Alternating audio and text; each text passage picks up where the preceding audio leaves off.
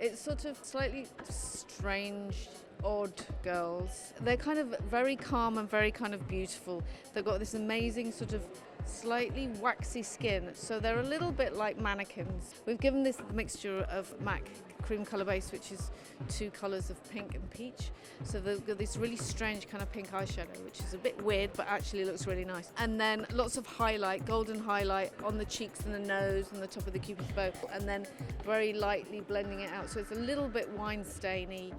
It's a little bit possibly vampire-y. It's kind of a mixture of both. So they've got this kind of strange ethereal look, but they're kind of a little bit evil at the same time. And then just kind of brushing their eyebrows, no mascara, curled lashes. It kind of goes all the way around in a sort of quite a nice sort of beautiful eye shape. It's very, very opaque, but it's a little bit shiny in the sense of like greasy shiny. So it has quite a strange effect because it's so light. It makes them look quite sort of slightly alien, ethereal looking.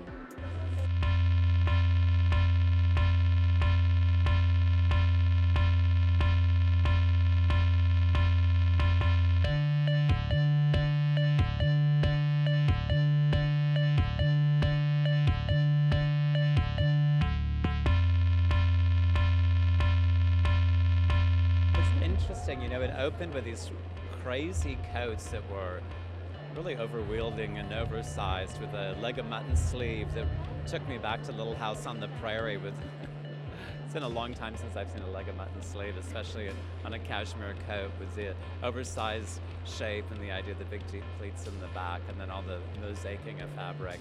But as the collection continued on and we moved past the leg of mutton sleeve, actually I love the boyfriend bombers. I like them in the leather with the knit sleeves. I like the quilted leathers and the big oversized knits that had the matching scarves with them.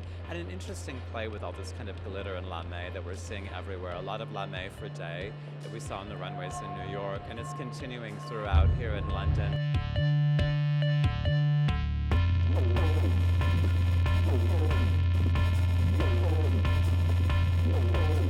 I thought it was one of the most modern collections that we've seen at London Fashion Week. It was very, very kind of geometric and precise, but also discordant, because there were things that shouldn't gel but did, like stripes and checks and strange color combinations like red and tan and black, or pale pistachio and green and black, and huge tops, great big shoulders, and then sort of slightly floaty, sort of like patchwork kind of skirt in tulle and chiffon, and sometimes it looked as if it could be crystals.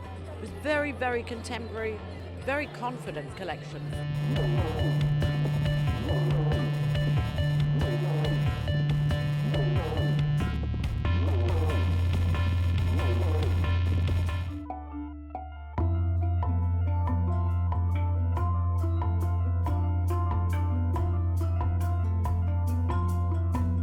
I liked all of his pinks and oranges and reds and that cranberry.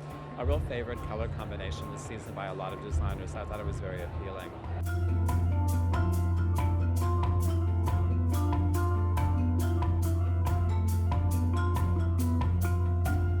He actually paired it back with skirts that were quite long, either right above the ankle, with a high booty from Christian Louboutin that also had glitter on it, or a high heel that was a pump that had glitter, or really long skirts that fell to the floor with a flat shoe.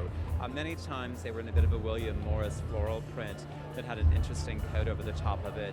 And then the coats that had the leg of mutton sleeves actually became a little bit more menswear and boxier and square in their cut and outlined in leather, but it almost looked like electrical tape.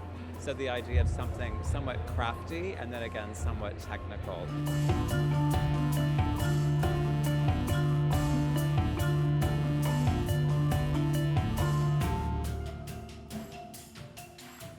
A lot of mosaicing of fabric here in London this season, where they're taking fabric bits and squares and interesting shapes and satin stitching them or re-embroidering them on top of another fabric.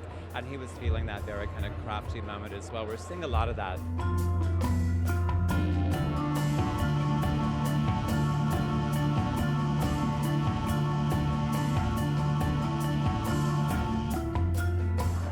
Jonathan is a really talented designer. I think this time he took some risks in terms of shapes and colors and styling, but I like that because You don't want to get boxed into a place where people have an expectation. So sometimes you have to take some risks. I felt like he took some risks. I thought that was a very brave show.